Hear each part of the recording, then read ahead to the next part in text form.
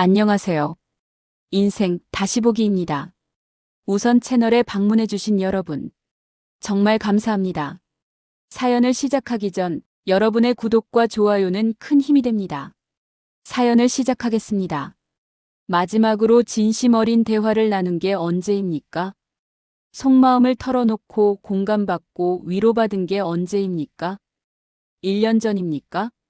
2년 전입니까? 기억조차 안 나십니까? 그런데 말입니다. 그동안 사람은 일주일에 몇 번씩 만나셨죠? 형식적인 인사만 나누고 날씨, 건강 이야기만 하고 그렇게 헤어지셨죠? 시간과 돈만 낭비하신 겁니다. 어느 노년학자가 이렇게 말했습니다. 의미 없는 만남 100번보다 의미 있는 침묵 하루가 낫다. 지금부터 그 침묵의 가치를 알려드리겠습니다. 그리고 여러분의 남은 인생을 완전히 바꿀 이야기를 들려드리겠습니다. 솔직하게 계산해 보십시오. 이번 달에 인간관계 때문에 쓴 돈이 얼마입니까? 회식비, 차가, 경조사비, 선물값, 교통비까지. 다 합치면 얼마나 됩니까? 그 돈으로 뭘 하셨습니까? 밥 먹으면서 남 얘기만 듣고 차 마시면서 누가 어떻게 산다는 소문, 선물 주고 고맙다는 말 한마디 못 들었습니다. 그리고 집에 돌아와서 후회했습니다. 돈이 아깝고 시간이 아깝고 기분만 상했습니다. 그런데 더 심각한 문제가 있습니다. 돈과 시간보다 더 중요한 것. 바로 여러분의 건강입니다. 서울대 의대 연구팀이 발표한 놀라운 자료가 있습니다. 스트레스 받는 인간관계가 평균 혈압을 올린답니다. 만나기 전날 밤 불안 때문에 잠을 설치면 면역력이 30% 떨어진답니다. 억지로 웃으면서 대화하면 코르티솔이라는 스트레스 호르몬이 급증한답니다. 쉽게 말해서 친구 만나러 가는 게 아닙니다. 병원 가는 길입니다. 그런데도 계속 만나십니까? 왜? 외로울까봐? 그게 바로 착각입니다. 진짜 외로운 건 혼자 있을 때가 아닙니다. 사람들 틈에 끼어 있는데도 아무도 내 마음을 모를 때. 그때가 진짜 외로운 겁니다. 10명이 모여서 떠들고 있는데 나만 말이 없을 때, 모두가 웃고 있는데 나만 웃음이 나오지 않을 때, 그때 느끼는 고립감이 진짜 외로움입니다. 여러분은 지금 외로움을 피하려고 사람을 만나지만 오히려 더 외로워지고 계신 겁니다. 악순환입니다. 외로워서 사람을 만나고 만나면 더 외로워지고 그래서 또 사람을 찾고 또 외로워지는 겁니다. 이 고리를 끊어야 합니다. 오늘 이 이야기를 끝까지 들으시면 여러분의 남은 인생이 완전히 달라질 겁니다. 더 가볍고 더 자유롭고 더 평화로운 삶. 그 삶으로 가는 길을 지금부터 안내해 드리겠습니다. 이제 한 분의 이야기를 들려드리겠습니다. 인천 부평에 사는 63세 정태호 씨입니다. 정태호 씨는 35년간 중학교 교사로 일했습니다. 학교에서는 동료 교사들과 가깝게 지냈고 퇴근 후에는 대학 동기들과 자주 만났습니다. 주말이면 고등학교 동창회, 한 달에 한 번은 친척 모임까지 빠짐없이 참석했습니다. 태호 씨의 수첩은 늘 약속으로 가득했습니다. 그게 바로 성공한 인생의 증거라고 생각했습니다. 사람이 많다는 건 내가 필요한 사람이라는 뜻이니까. 그런데 60이 되던 해 명예퇴직을 했습니다. 학교에서 권유했고 퇴직금도 많이 준다기에 결정했습니다. 처음 몇 달은 자유로워서 좋았습니다. 아침에 일찍 일어나지 않아도 되고 출근 준비 안 해도 되고 회의도 없고 학부모 상담도 없었습니다. 그렇게 석 달쯤 지났을 때였습니다. 어느 토요일 저녁 핸드폰이 울렸습니다. 동료 교사들의 단톡방이었습니다. 오늘 회식 사진이 올라와 있었습니다. 교장 선생님, 교감 선생님, 그리고 여전히 학교에 남아있는 동료들이 웃으며 건배하는 모습이었습니다. 태호 씨는 한 명 한 명 얼굴을 확인했습니다. 나와 30년을 함께한 사람들이었습니다. 그런데 아무도 자신을 부르지 않았습니다. 아무도 연락하지 않았습니다. 단톡방에 사진만 올렸을 뿐이었습니다. 그날 밤 태호 씨는 잠을 이루지 못했습니다. 내가 뭐였을까? 35년을 함께 일했는데 학교를 떠나니까 이렇게 쉽게 잊히는구나. 그 후로 태호 씨는 더 적극적으로 사람들을 만나려 했습니다. 대학 동기들에게 먼저 연락했습니다. 야, 오랜만에 한번 보자. 동기들은 좋다고 했습니다. 만나서 밥 먹고 술 마셨습니다. 그런데 대화 주제는 하나였습니다. 자식 이야기. 내 아들은 대기업 다닌다. 내 딸은 의사랑 결혼했다. 손주가 영어를 벌써 한다. 태호 씨는 아무 말도 못했습니다. 자신의 아들은 작은 회사에 다니고 딸은 아직 결혼도 안 했습니다. 자랑할 게 없었습니다. 억지로 웃으며 고개만 끄덕이다가 집에 돌아왔습니다. 지갑을 보니 5만 원이 나갔습니다. 밥값에 술값에 2차까지 갔으니까요. 그런데 기분은 더 나빴습니다. 다음 주에는 고등학교 동창회가 있었습니다. 이번에는 골프장에서 모이기로 했습니다. 태호 씨는 골프를 치지 못했습니다. 배우려면 돈이 많이 드는데 퇴직하고 나니 여유가 없었습니다. 그래도 얼굴은 보고 싶어서 저녁 식사 때만 참석했습니다. 친구들은 종일 골프 이야기만 했습니다. 오늘 몇 타 쳤다. 어느 골프장이 좋다. 다음엔 제주도 골프 가자. 태호 씨는 또 말이 없었습니다. 끼어들 틈이 없었습니다. 식사 끝나고 계산할 때 1인당 7만 원이라고 했습니다. 태호 씨는 깜짝 놀랐습니다. 골프도 안 치고 저녁만 먹었는데 7만 원? 억울했지만 낼 수밖에 없었습니다. 안 내면 이상한 사람 되니까요. 집에 오는 길에 태호 씨는 계산기를 두드렸습니다. 이번 달에만 모임비로 25만 원이 나갔습니다. 그런데 즐거웠던 적이 한 번도 없었습니다.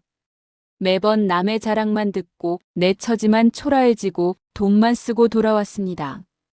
그날 밤 태호 씨는 결심했습니다. 한 달만 아무도 안 만나보자. 한 달만 연락을 끊어보자. 정말로 나를 찾는 사람이 있는지 확인해보자. 첫째 주는 불안했습니다. 핸드폰을 수시로 확인했습니다. 혹시 누가 연락했나? 하지만 아무도 연락하지 않았습니다. 둘째 주가 지나갔습니다. 여전히 아무 연락이 없었습니다. 단톡방에는 메시지가 올라왔지만 자신을 찾는 메시지는 없었습니다. 셋째 주, 넷째 주까지 지나갔습니다. 한 달이 다 됐지만 단 한 명도 태호 씨에게 연락하지 않았습니다. 태호 씨는 충격을 받았습니다. 35년 직장 동료들, 40년 넘게 알고 지낸 대학 동기들, 50년을 함께한 고등학교 친구들.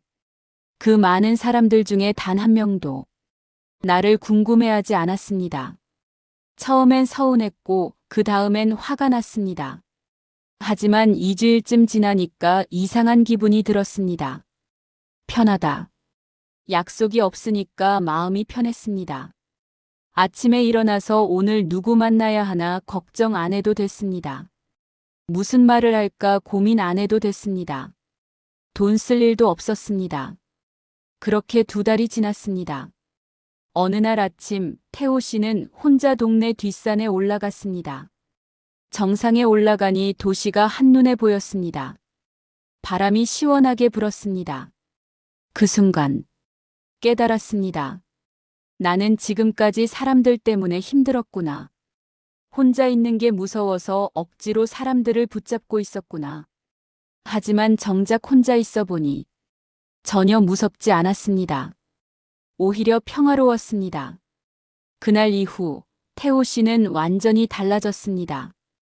더 이상 먼저 연락하지 않았습니다. 모임 초대가 와도 정중히 거절했습니다. 대신 혼자 산책하고 혼자 책을 읽고 혼자 영화를 봤습니다. 신기하게도 외롭지 않았습니다. 지금 태호 씨는 말합니다. 진작 이렇게 살 걸. 왜 그렇게 사람들에게 매달렸을까? 혼자가 제일 편하고 제일 행복하다. 정태호 씨의 이야기는 특별한 게 아닙니다. 수많은 분들이 똑같은 경험을 하고 계십니다. 평생 쌓아온 인간관계가 은퇴와 동시에 무너지는 걸 목격합니다. 그리고 깨닫습니다. 그 관계들은 진짜 우정이 아니었다는 걸. 그저 같은 공간에 있었기 때문에 유지됐던 관계일 뿐이었다는 걸. 여기서 우리가 배워야 할 중요한 교훈이 있습니다. 인간관계의 가치는 오래됨이나 많음에 있지 않습니다. 진정성에 있습니다. 100년과 50년을 알아도 진정성이 없으면 의미가 없습니다. 반대로 1명과 1년을 알아도 진정성이 있으면 그게 진짜 관계입니다. 그런데 우리는 평생 반대로 살아왔습니다. 숫자를 중요하게 생각했습니다. 오래된 걸 중요하게 생각했습니다. 진정성은 뒷전이었습니다. 이제는 기준을 바꿀 때입니다. 심리학에서는 이를 질적관계 우선주의라고 부릅니다. 스탠포드 대학의 로라 카스텐슨 교수가 개발한 이론입니다. 나이가 들수록 인간은 본능적으로 관계의 질을 추구하게 됩니다. 젊을 때는 양적 확장이 중요했습니다. 더 많은 사람을 알아야 기회가 많아지고 정보도 많이 얻고 도움도 받을 수 있었습니다. 하지만 60을 넘기면 상황이 달라집니다. 더 이상 기회를 찾을 필요가 없습니다. 이미 인생의 큰 그림은 그려졌습니다. 정보도 필요 없습니다. 인터넷에 다 있습니다. 도움도 필요 없습니다. 어차피 누구도 진짜 도와주지 않습니다. 그러니 이제는 양이 아니라 질입니다. 진심으로 마음이 통하는 한두 명이면 충분합니다. 아니, 한 명도 없어도 괜찮습니다. 가장 중요한 관계는 나 자신과의 관계니까요. 철학자 몽테뉴는 이렇게 말했습니다. 가장 위대한 것은 자기 자신이 되는 법을 아는 것이다. 우리는 평생 남이 되려고 노력했습니다. 남들이 좋아하는 사람이 되려고, 남들이 인정하는 사람이 되려고, 남들 눈에 괜찮은 사람이 되려고 애썼습니다. 그러느라 정작 나 자신은 잃어버렸습니다. 이제는 나로 돌아올 때입니다. 남들 기준이 아니라 내 기준으로 살 때입니다. 그 시작이 바로 불필요한 인간관계를 정리하는 겁니다. 또 다른 심리학 개념이 있습니다. 사회적 선택 이론입니다. 인간은 제한된 시간과 에너지를 가지고 있습니다. 그러니 어디에 투자할지 선택해야 합니다. 젊을 때는 시간과 에너지가 넘쳐서 여기저기 투자할 수 있었습니다. 하지만 나이 들면 자원이 제한됩니다. 체력도 떨어지고 시간도 얼마 남지 않았습니다. 그러니 신중하게 선택해야 합니다. 의미 없는 관계에 낭비할 여유가 없습니다. 이건 냉정한 게 아니라 현명한 겁니다. 살아남기 위한 전략입니다. 철학자 에머슨은 말했습니다. 자신에게 정직하지 못한 사람은 타인에게도 정직할 수 없다. 우리는 지금까지 자신에게 정직하지 못했습니다. 싫은데도 좋은 척 했습니다. 피곤한데도 괜찮은 척 했습니다. 만나기 싫은데도 만났습니다. 상대 기분 상할까봐, 나쁜 사람으로 보일까봐. 그게 바로 자신에게 정직하지 못한 겁니다. 진짜 내 마음은 싫다고 하는데 겉으로는 좋다고 하는 겁니다.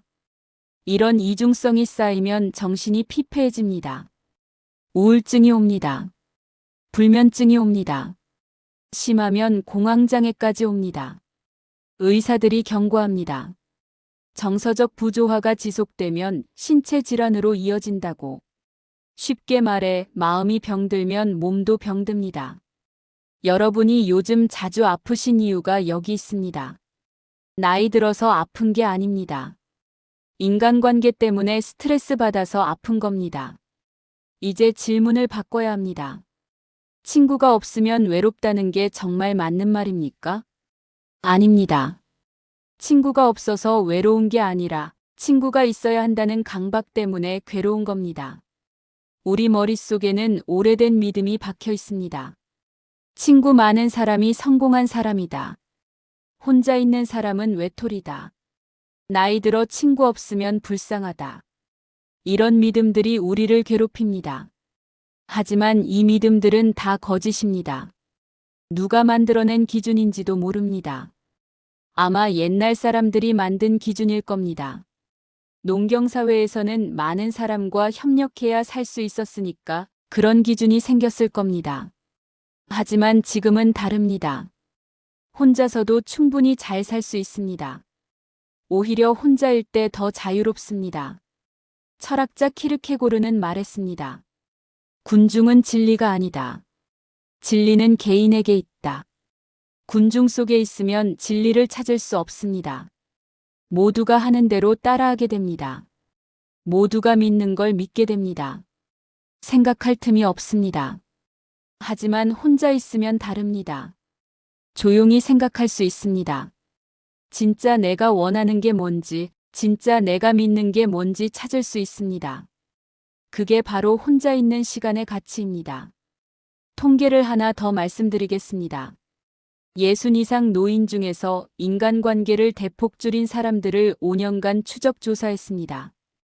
5년 후 그들의 건강 상태를 확인했습니다. 놀랍게도 혈압이 정상화됐고 우울증이 사라졌고 수면의 질이 개선됐습니다. 반대로 계속 많은 사람을 만난 그룹은 건강이 악화됐습니다. 이게 무슨 의미입니까? 친구가 많으면 병들고 친구가 없으면 건강해진다는 겁니다. 충격적이지만 사실입니다. 이제 선택은 여러분의 몫입니다. 계속 병들어갈 건지 아니면 건강해질 건지 현명한 선택을 하시기 바랍니다. 그렇다면 구체적으로 어떻게 실천해야 할까요? 지금부터 8단계로 나눠서 자세히 말씀드리겠습니다. 이 8단계를 따라하시면 한 달 안에 여러분의 삶이 완전히 달라질 것입니다. 첫 번째, 관계 단식을 해보십시오. 단식이 몸을 정화하듯이 관계 단식은 마음을 정화합니다. 한 달간 아무도 만나지 마세요. 먼저 연락하지도 마세요. 모임 초대가 와도 정중히 거절하세요. 핑계는 간단합니다. 요즘 몸이 안 좋아서요. 개인적으로 좀 쉬고 싶어요. 이렇게만 말하면 됩니다. 처음 일주일은 불안할 겁니다. 혹시 나한테 연락 왔나? 핸드폰을 자주 확인하게 됩니다. 하지만 연락은 안 옵니다. 괜찮습니다. 정상입니다. 2주일째부터 깨닫기 시작합니다. 아, 아무도 날 찾지 않는구나. 3주일째부터 편해집니다. 약속이 없으니 마음이 가볍습니다. 4주일째가 되면 확신하게 됩니다. 혼자가 훨씬 낫다는 걸. 이 한 달이 여러분의 인생을 바꿀 겁니다. 두 번째, 계산을 해보세요. 수첩을 꺼내서 지난 3개월간 인간관계 때문에 쓴 돈을 적어보세요. 식사비, 경조사비, 선물값, 모임비, 교통비. 전부 다 포함해서 계산하세요. 아마 깜짝 놀라실 겁니다. 100만 원, 200만 원, 300만 원. 이 돈으로 뭘 할 수 있는지 생각해 보십시오. 여행 한번 갈 수 있습니다. 좋은 옷 살 수 있습니다. 맛있는 음식 먹을 수 있습니다. 손주들 용돈 줄 수 있습니다. 그런데 그 돈을 의미 없는 관계에 쓰고 계신 겁니다. 이제부터 그 돈을 나를 위해 쓰십시오. 한 달에 10만 원만 아껴도 1년이면 120만 원입니다. 2년이면 240만 원입니다. 이 돈이면 할 수 있는 게 많습니다. 돈이 아까워서가 아닙니다. 내 가치를 아는 겁니다. 나는 이런 대접을 받을 자격이 있는 사람이라는 걸 아는 겁니다. 세 번째, 거절하는 연습을 하십시오. 한국 사람들은 거절을 못합니다. 어려서부터 착하게 살라고 남 기분 상하게 하지 말라고 배웠습니다. 하지만 이제는 거절할 줄 알아야 합니다. 모임 초대가 오면 이렇게 말하십시오. 죄송하지만 이번엔 어려울 것 같아요. 다음 기회에 뵙겠습니다. 이게 끝입니다.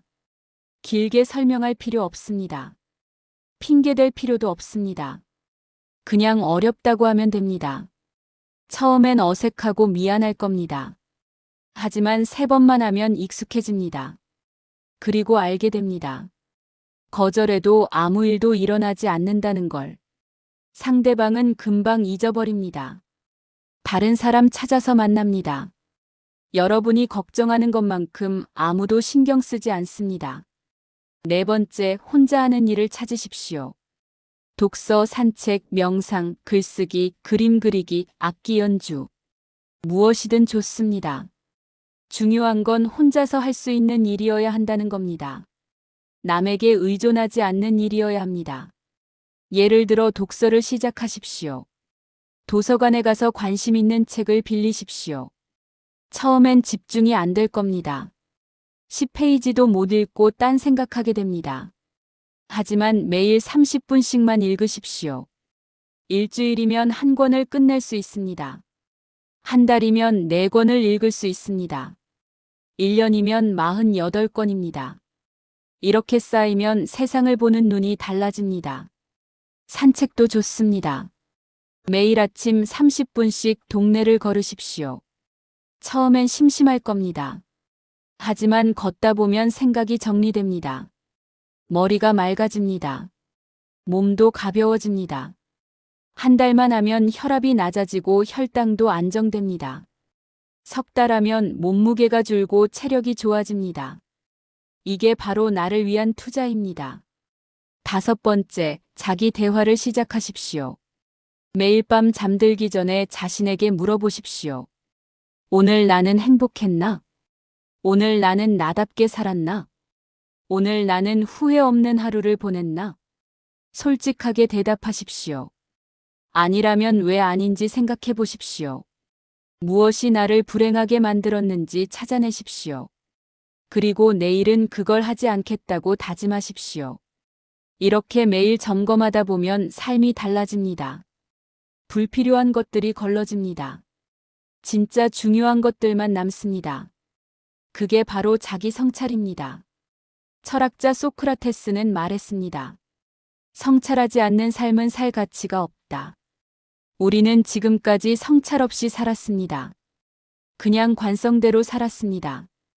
어제 한 대로 오늘도 하고, 오늘 한 대로 내일도 하고. 하지만 이제는 멈춰서야 합니다. 내가 지금 어디로 가고 있는지 확인해야 합니다. 여섯 번째, 감사 목록을 작성하십시오. 매일 저녁 감사한 일 3가지를 적으십시오. 사람이 아니어도 괜찮습니다. 오늘 날씨가 좋았다. 밥이 맛있었다. 몸이 아프지 않았다. 이런 것들도 감사입니다. 왜 이런 걸 해야 하냐고요? 감사는 관점을 바꿉니다.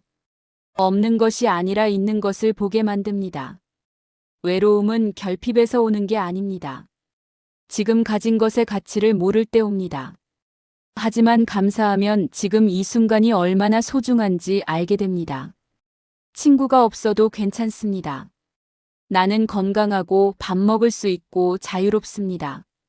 이것만으로도 충분히 감사한 일입니다. 일곱 번째, 봉사를 시작하십시오. 친구가 필요 없다는 건 사람이 필요 없다는 게 아닙니다. 의미 없는 관계가 필요 없다는 겁니다. 하지만 의미 있는 일은 할 수 있습니다. 동네 경로당에 가서 어르신들 식사 준비를 도와드리십시오. 복지관에 가서 책 정리를 하십시오. 공원에서 쓰레기를 주우십시오. 이런 일들이 나를 가치 있게 만듭니다. 누군가에게 도움이 되는 사람이라는 느낌. 그게 외로움을 없애는 가장 좋은 방법입니다. 여덟 번째, 작은 사치를 부리십시오. 이제 나를 위해 돈을 쓰십시오. 비싼 커피 한 잔 마시십시오. 좋은 식당에서 혼자 식사하십시오. 새 옷을 사십시오. 좋아하는 음악 공연을 보러 가십시오. 모임비로 10만 원 쓸 바에는 나를 위해 10만 원 쓰십시오. 그게 나를 사랑하는 방법입니다. 철학자 오스카 와일드는 말했습니다.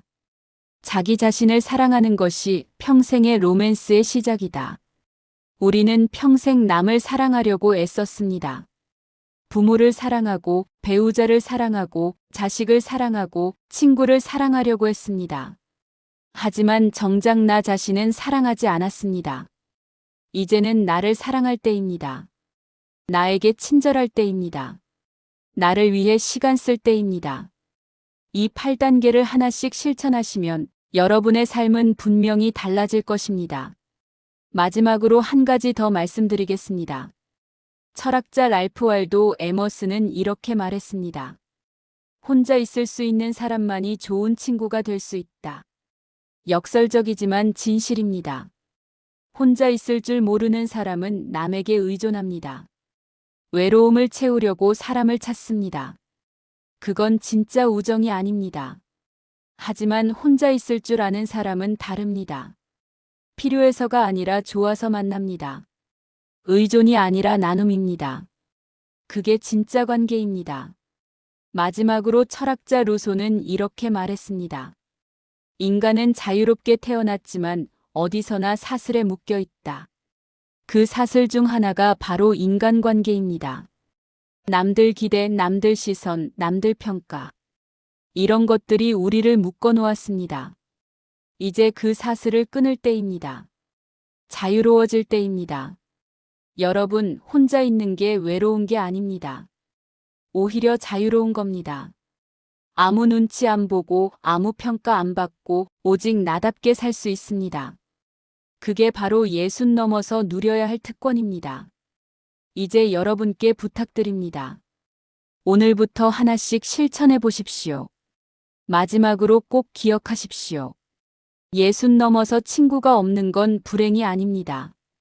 오히려 자유를 얻은 겁니다. 이제는 나를 위해 사십시오. 나를 사랑하십시오. 나답게 사십시오. 그게 가장 아름다운 노년입니다. 오늘부터 여러분의 삶이 달라지기를 진심으로 응원합니다. 혼자여도 괜찮습니다. 아니, 혼자일 때 가장 행복합니다. 그 진리를 깨닫는 순간 인생은 완전히 새로워집니다. 다양한 정보와 이야기를 듣고 싶으시다면 좋아요와 구독 부탁드립니다. 감사합니다.